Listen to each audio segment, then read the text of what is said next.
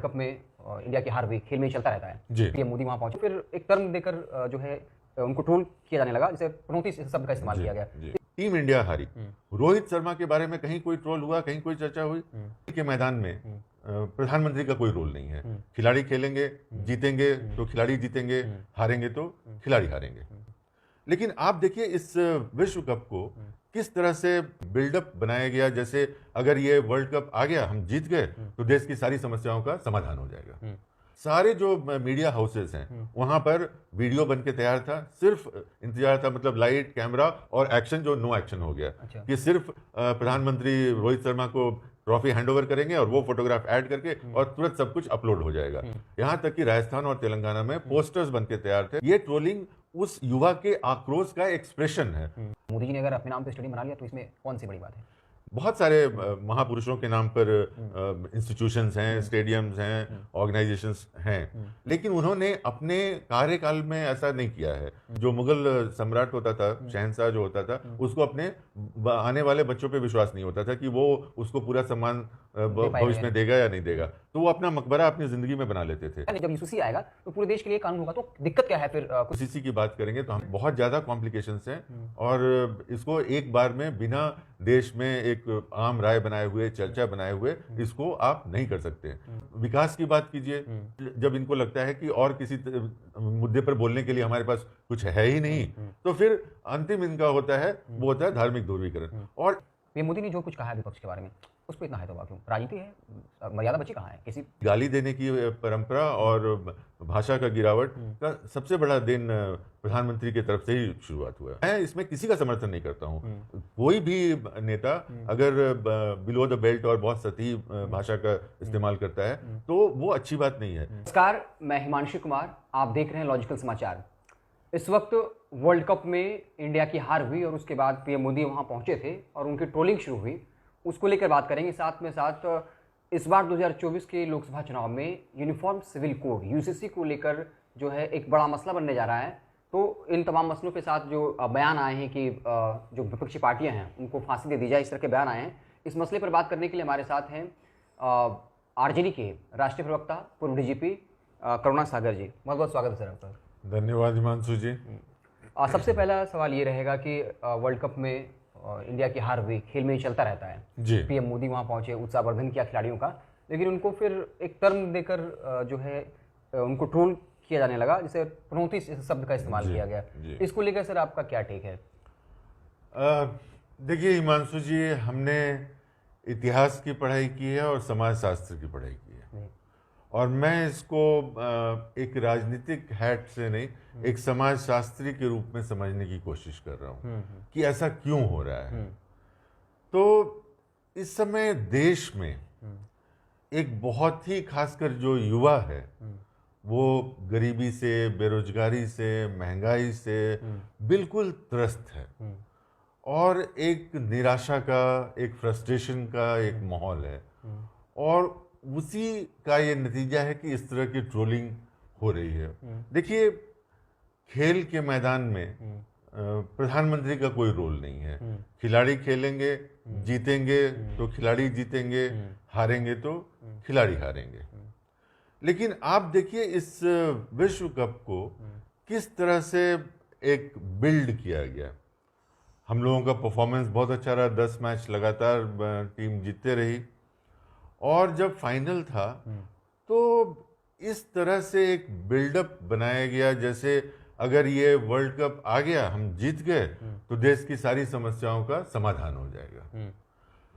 और देखिए ट्रोलिंग क्यों हो रही है? इसलिए हो रही है क्योंकि पिछले 9.5 साल में हमने एक नई रवायत देखी इस देश में कि जब भी कुछ अच्छा हुआ, चाहे वो किसी ने किया, तो उसकी एक क्रेडिट लेने की होड़ में सबसे आगे प्रधानमंत्री। जैसे एशियन गेम में सबसे ज्यादा मेडल्स जब आए थे, मैं एक के बाद गिनाता हूँ, G20 हुआ।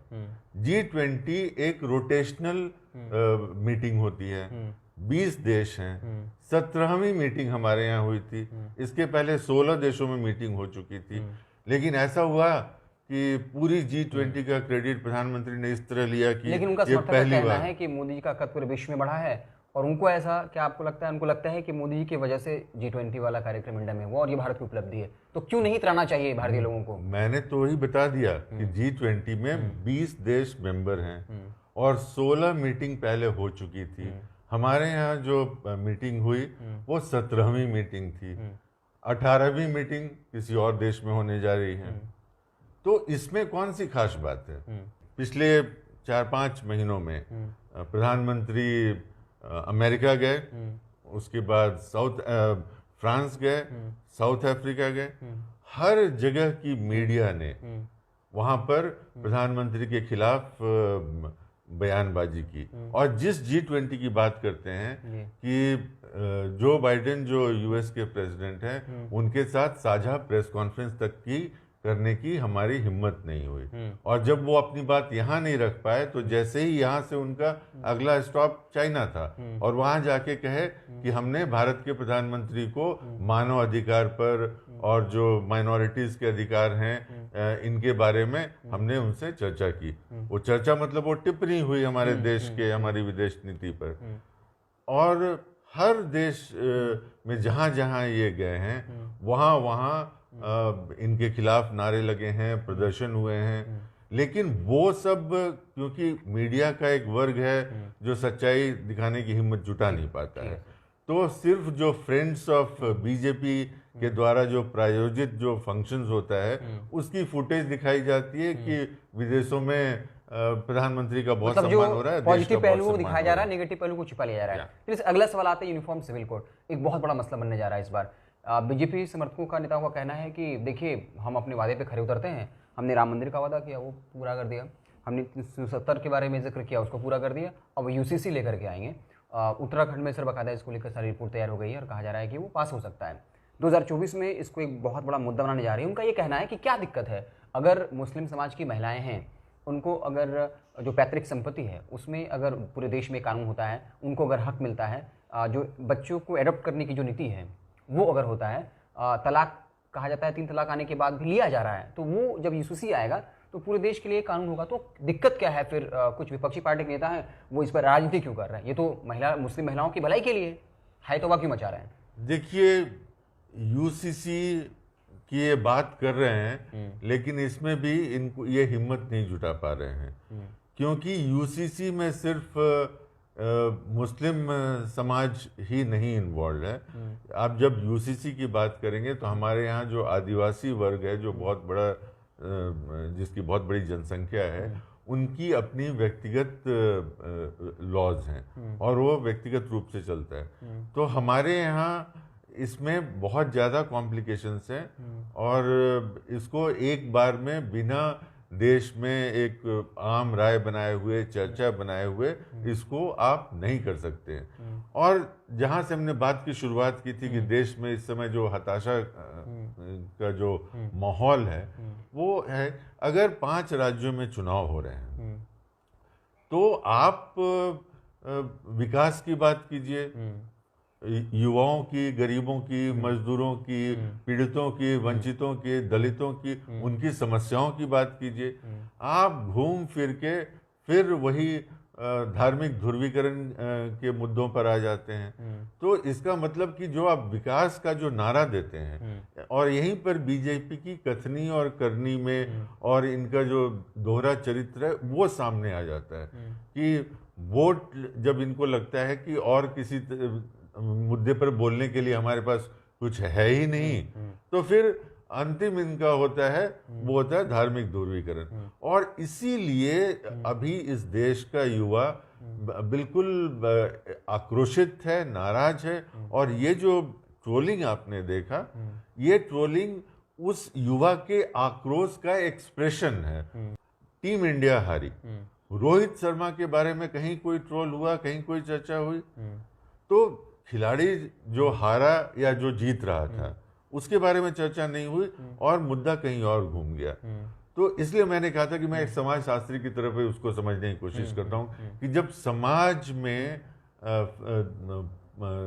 ये फ्रस्ट्रेशन होता है, दिशाहीनता होती है, तब समाज इस तरह से अपने विचारों को व्यक्त करता है। और यही कारण है कि जो आपका प्रथम प्रश्न था कि ये इस तरह की घटनाएं हो रही हैं। और देखिए, यहाँ तक कि हमने जो बिल्डअप की बात की थी, तो सारे जो मीडिया हाउसेस हैं वहाँ पर वीडियो बन के तैयार था, सिर्फ इंतजार था, मतलब लाइट, कैमरा और एक्शन, जो नो एक्शन हो गया।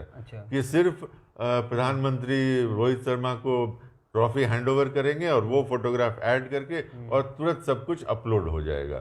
यहाँ तक कि राजस्थान और तेलंगाना में पोस्टर्स बन के तैयार थे, सिर्फ उस फोटो का इंतजार था। और ये कि जो इसको एक हमारे इवेंट में तब्दील करने के लिए पूरी तैयारी थी, आप कह रहे हैं। ये सरकार ही इवेंट मैनेजमेंट की है, यहाँ गवर्नेंस का इवेंटिफिकेशन हो चुका है। सर, अगला सवाल क्रॉस करना चाहेंगे।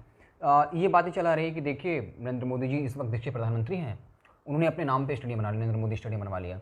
तो उनका ये कहना है कि देश के अधिकतर जो सरकारी संस्थान है वो तो गांधी परिवार के नाम पे भी है, तो मोदी जी ने अगर अपने नाम पे स्टेडियम बना लिया तो इसमें कौन सी बड़ी बात है? देखिए, आपने ध्यान दिया होगा कि बहुत सारे महापुरुषों के नाम पर इंस्टीट्यूशंस हैं, स्टेडियम्स हैं, ऑर्गेनाइजेशंस हैं, लेकिन उन्होंने अपने कार्यकाल में ऐसा नहीं किया है।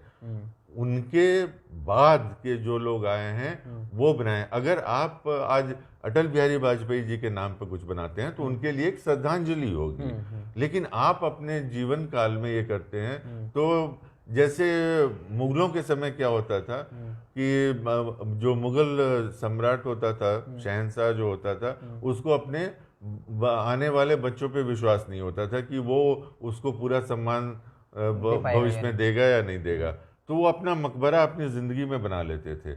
और बच्चों का काम ये होता था कि जब उनकी मृत्यु हो तो उनको वहाँ पे दफन कर दिया जाए। तो ये ऐसी बात है कि आपको शायद आने वाले भविष्य में के बारे में आप इतने आशंकित हैं कि आपको इतिहास आपको वो सम्मान देगा या नहीं देगा। आप इस पर इशारा कर रहे हैं। बिल्कुल। और अगला सवाल ये होगा कि सियासत में बयानबाजियां तो होती हैं सर, राहुल गांधी बयानबाजी करते हैं, बाकी और नेता बयानबाजी करते हैं। पीएम मोदी ने जो कुछ कहा है विपक्ष के बारे में, उस पर इतना है तो क्यों? राजनीति है, मर्यादा बची कहाँ है? किसी राजनीतिक पार्टी में नहीं बची है। देखिए, बड़ा अनफॉर्चुनेट है, आपने एक शब्द गलती से शायद बोल दिया कि मर्यादा बची कहाँ है।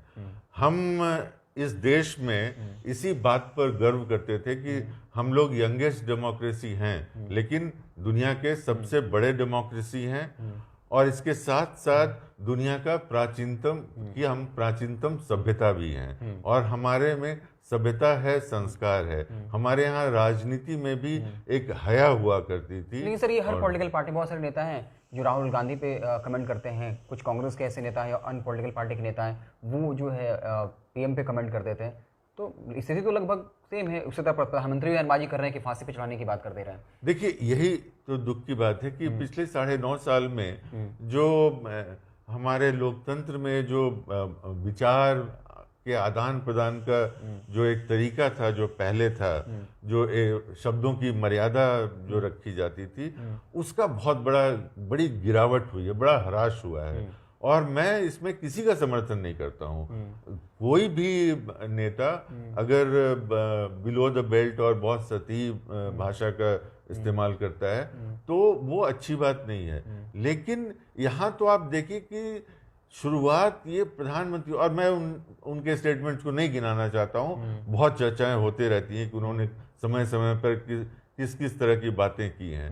लेकिन मैं सिर्फ एक बात कहना चाहता हूँ कि जब उनके पास और कोई हथियार नहीं रह जाता है तो जब चुनावी सभा में जाते हैं तो बोलते हैं मुझे गाली दी जा रही है, मेरे बाप को भी गाली दी जा रही है, 1 किलो गाली दी जा रही है, 95 गाली दी जा रही है।